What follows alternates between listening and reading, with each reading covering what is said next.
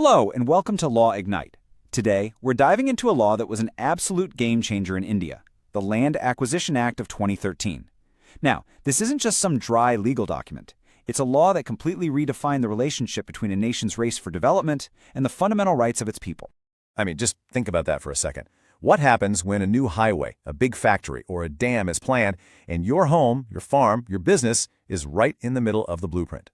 That's the heart of the issue, right? It's this huge conflict between public need and private rights, and that's exactly what this 2013 Act set out to solve. So let's get into it. The full name is, well, it's a bit of a mouthful.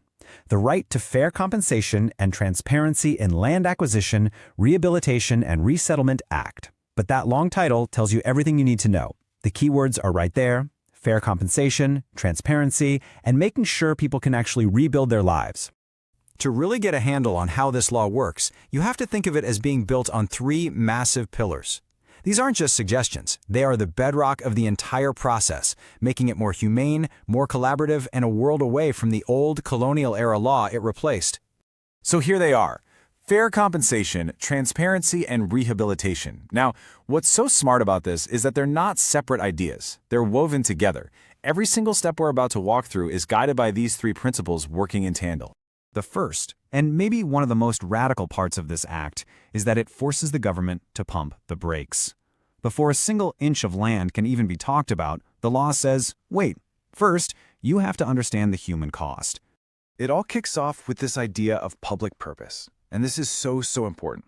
The government can't just decide it wants some land. It has to be for a very specific, legally defined reason. We're talking things like national security, major infrastructure, or affordable housing.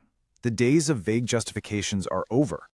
And this is where that transparency pillar really shines. The Act makes something called a Social Impact Assessment, or an SIA, completely mandatory. This isn't just a box-ticking exercise. It's a deep dive, starting from the ground up. It involves talking to local governments, holding public hearings where people can actually stand up and be heard, and then having it all reviewed by an independent group of experts. Now, here is the real kicker. For a lot of projects, especially those involving private companies, the government can't just do the assessment and move on. No way. They have to get consent, actual documented consent from a huge majority of the families who will be affected. If they don't get that approval, the project is a non-starter. This gives a community a powerful voice, a real say in what happens. Oh, and by the way, if you find this kind of breakdown helpful, please do like and share this with your friends. Okay, so let's say a project passes the social impact test and gets the necessary consent. That brings us right to our second pillar: fair compensation. How does the law make sure that the money people get is actually fair? Well, it's not left up to chance. The law lays out a clear formula. To figure out the market value, you have to look at two things: the official registered value of the land and the average price similar land has sold for in the area recently. And here's the crucial part: the government has to pay the higher of those two values. This one little rule is designed to prevent lowball offers. But wait, because that market value, that's just the starting point. The Act then adds a really important layer on top called saladium. You heard that right. A saladium of 100% is added on top of the compensation. So whatever that final market value comes out to be, it gets doubled. Bam! This is the law's way of acknowledging that this isn't a normal sale. It's a forced acquisition, and that emotional distress and inconvenience deserves to be compensated in a big way.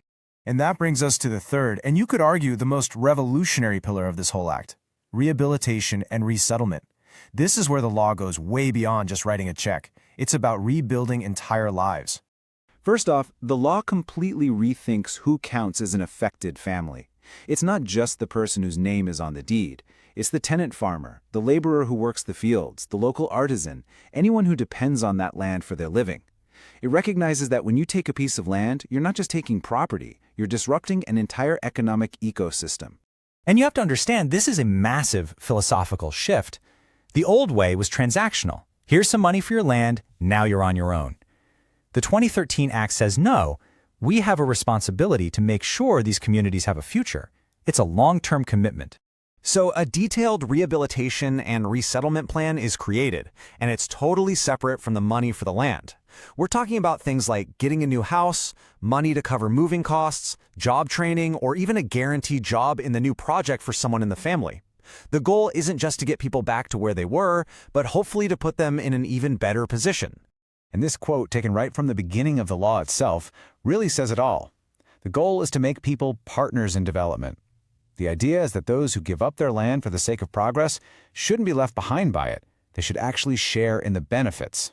In the end, what the 2013 Act does is provide a really solid, really humane blueprint.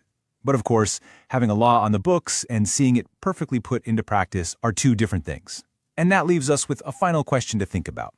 How do we make sure that as a nation grows, the road to progress is paved not with displacement, but with shared prosperity for everyone involved?